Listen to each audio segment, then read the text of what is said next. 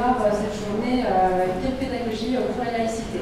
La laïcité est une notion qui est finalement assez typique de la tradition française. C'est ce qui fait partie de notre identité. On a vu aussi poindre des postures qui peuvent avoir un caractère discriminatoire. Au cours de ces dernières décennies, on avait cru peut-être que la laïcité était une évidence et on avait peut-être perdu cet accompagnement de ce concept-là. Aujourd'hui, on constate que la laïcité, c'est devenu un concept un peu fourre-tout. Elle n'est pas bien comprise, voire parfois elle est instrumentalisée. Et finalement, on l'utilise un peu partout, que ce soit sur le terrain, que ce soit dans le champ médiatique ou dans le champ politique. On s'aperçoit que la laïcité, elle est un peu utilisée pour répondre à tous les maux de la société. Et que finalement, il y a vraiment une urgence justement à se réapproprier la définition de la laïcité. Et donc, les services de l'État nous ont demandé aussi de pouvoir organiser une journée qui serait largement ouverte à l'ensemble des personnes qui interviennent sur ces sujets-là. Donc c'est la journée d'aujourd'hui. Alors moi je suis venue en tant que simple citoyenne, c'était dans mon boulot précédent que ça m'intéressait. Je suis venue chercher plein d'idées, plein d'outils pédagogiques pour pouvoir parler de la laïcité. Alors j'ai beaucoup aimé le théâtre et c'était vraiment super. Je me suis dit que ça pouvait être intéressant parce que c'est un autre format, j'ai l'impression que c'est un format, on n'a pas forcément l'habitude de voir ça. Victor Hugo, écrivain. Discours sur le projet de loi Falloux, loi sur l'enseignement. Et l'idée de base était d'avoir un outil un peu différent pour aborder la laïcité et pouvoir permettre après d'échanger, de débattre, de se questionner ensemble et de se réapproprier un peu ce principe et ce que ça voulait dire pour chacun de nous.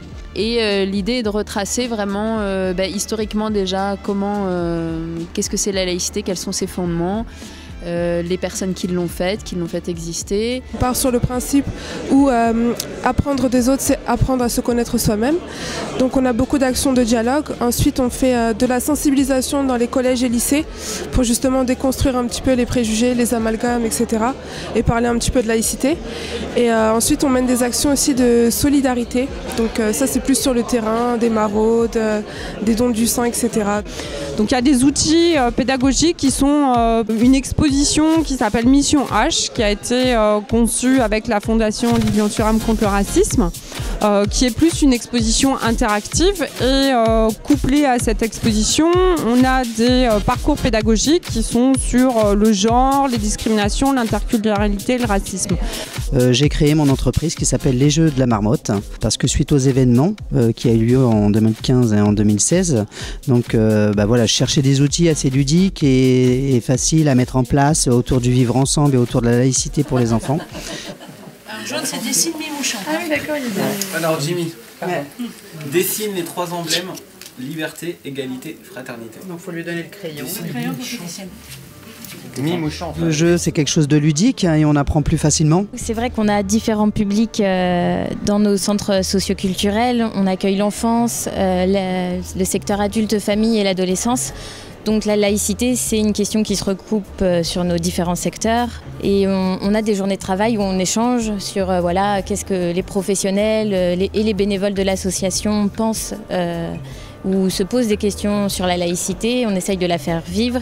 On est ici pour présenter un projet qui s'appelle Place de la République, les 100 voix VOIX et VOIES de la laïcité. Cet outil, en gros, on est sur une ville fictive avec une place de la République et différents boulevards, 5 grands boulevards qui viennent aborder les thématiques qui vont nous permettre avec les enfants de comprendre ce que c'est la laïcité.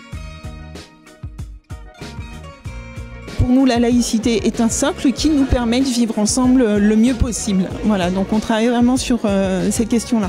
Et après, on mobilise un ensemble d'outils pédagogiques pour permettre aux enfants, aux adolescents, aux jeunes, à leurs parents ou aux acteurs professionnels de comprendre cette notion-là et de se sentir en capacité de pouvoir porter aussi et de faire changer, d'avoir un pouvoir de transformation sociale en fait, sur les comportements. On a choisi des extraits dans la Torah, dans le Coran, dans la Bible et par des grands auteurs athées pour essayer de à la fois identifier des différences, des valeurs communes dans ces textes-là, qu'il y a donc du des belles choses qui peuvent être dites dans chaque texte, d'autres choses qui peuvent effectivement nous heurter maintenant dans notre culture, mais c'est lié au contexte historique de l'époque où ces textes ont été écrits et que maintenant on peut se les approprier avec la société actuelle. Parce qu'on l'aborde non pas sur l'angle de la République, bien qu'on l'y rattache, mais sous l'angle de la lutte contre les discriminations. En se connaissant mieux, on peut mieux échanger ensemble et derrière mieux vivre ensemble.